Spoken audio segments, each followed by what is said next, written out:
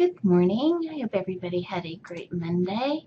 Okay, so these videos, like I said in class last week, are supposed to be on Monday, but I got an email late late Sunday afternoon informing me that the meetings I thought were scheduled on Thursday had been moved to Monday. So yeah, so that's how it's going to be. At the time I found out, I didn't have time to kind of scramble and get this video shot on Sunday so you could have it on Monday, but those that is going to be my plan, is to try to get this shot either on Saturday or Sunday now, and so it'll be available to you on Mondays. So I'm always going to start these meetings off with just a quick heads up about, don't forget these things are due, and I will also talk about, kind of like in the discussion posts, some themes that I saw, or just general comments about things that I might have that I saw from the postings that you made. For this week, I just want to kind of do a quick heads up that if I were to do a national study on why people become school librarians, reading, the love of reading, and wanting to help students obtain that love of reading would be like the #1 reason why. It's why I became a librarian. There are some other components to being a librarian, which you will find out as you work your way through this course and all of the other courses. Technology is probably the biggest wow moment that most of us have as we're in school libraries. It was not what I anticipated when I became a school librarian 15-ish years ago. So, but as iPads became the it thing, they were integrated through the library. When Chromebooks came on board, they were integrated through the library. Even before we had Chromebooks, we were still, we were using Chrome. We were using Google Drive. We were using anything that was attached to Google. We were using it at that point, even before we got the actual Chromebooks.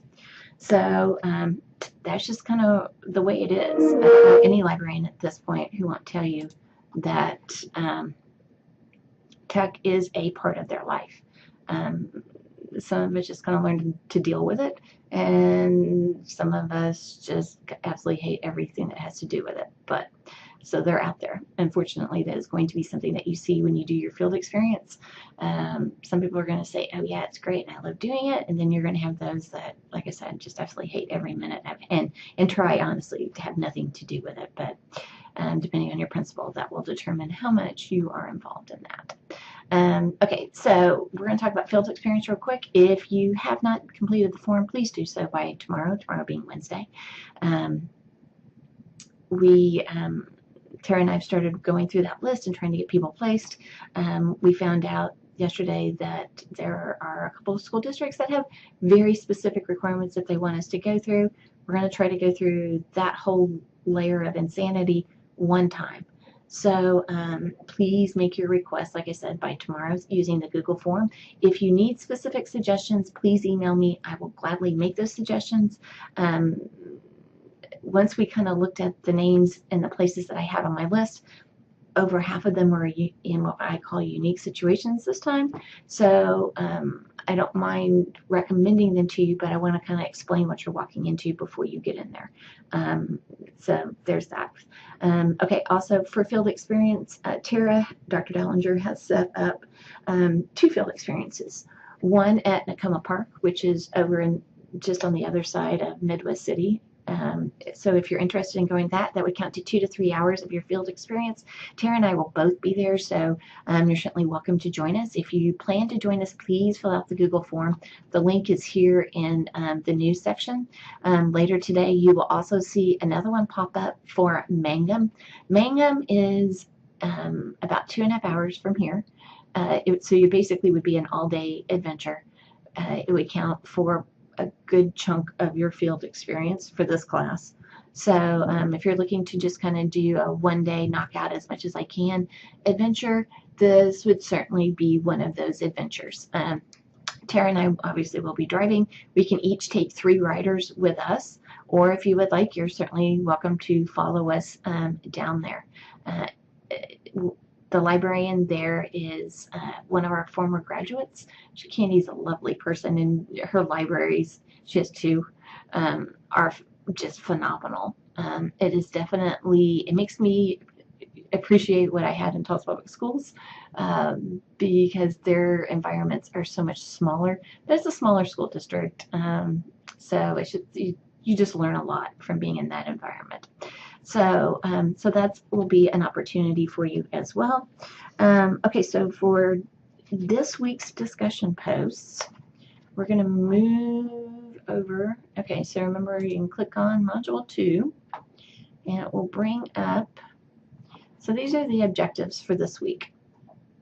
Basically this week we're going to be talking about ALA's Code of Ethics and Bill of Rights. And this is actually a light week for reading. Can it pop up? Here we go. Okay, so under lesson, you're going to see a copy of the Code of Ethics and a copy of the Bill of Rights. If you scroll down, these are the things that you need to complete. There's actually only one thing that you need to complete. It's the discussion post. But these other things are just kind of helpful hints on like how to deal with APA. Some of you are very proficient in APA. Some of you are going, I've never used APA. And some of us, like when I came back, I did not use APA when I got my master's from OU. They used Trabian. So I had to relearn APA. So I understand that it's not just something that we come with this automatic knowledge on how to deal with APA. So this week, the discussions. So basically, you're going to pick one of the Bill of Rights and one of the Code of Ethics and answer the question.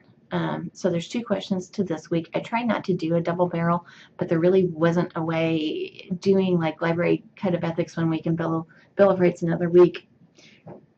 Just for everything else that we needed to cover in this class just kind of sucked up too much time.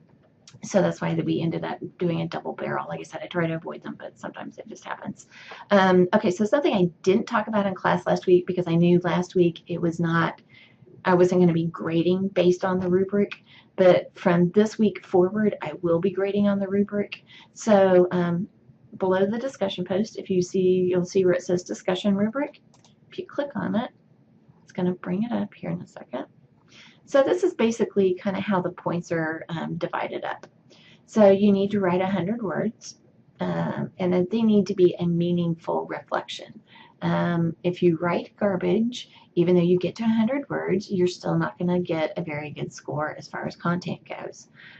Your response, you still need a response. Your response needs to be thoughtful. Remember, I said last week that you need to treat these as a professional writing assignment, and that what you say to your colleagues needs to be written in full sentences, and that please be aware that, of course, I'm reading these, and we need to treat everybody with the utmost level of professionalism when you're responding to somebody. You may not agree with what they say, but you still need to treat them in a polite and professional manner. Okay, so your responses need to be 50 words or more. For the 2, you have to respond to 2 of your classmates, and you need to, each response needs to be, like I said, about 50 words. When you're creating your content, you need to have at least 1 in-text citation. You can do more, but you can do, you can't do less. And this is a pretty much you do it or you don't do it kind of thing. It's either you get full points or you get no points. That's part of, when you look at, let me close out of the rubric real quick. When you look at, right here, hold on a second. Okay, so for this week, there is, like I said, 2 questions. So you're going to be citing the Bill of Rights. Well, whichever Bill of Rights you choose to use, put it in quotations, and that's what you're citing. The same for the Code of Ethics. Put it in quotations, and that's what you're citing. So this week is a little easier in that sense.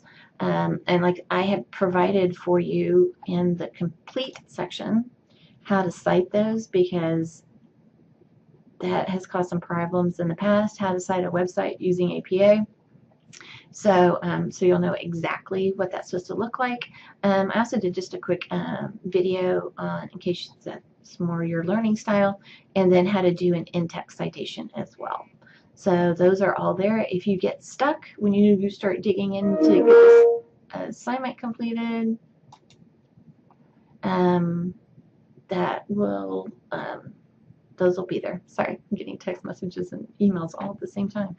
Okay, so let's see. We've gone over the rubrics. Okay, we talked about the flow rates. Okay, so I think that is everything for this week. And like I've said before, if you have any questions as you start digging into this, please let me know, and I hope everybody has a great week.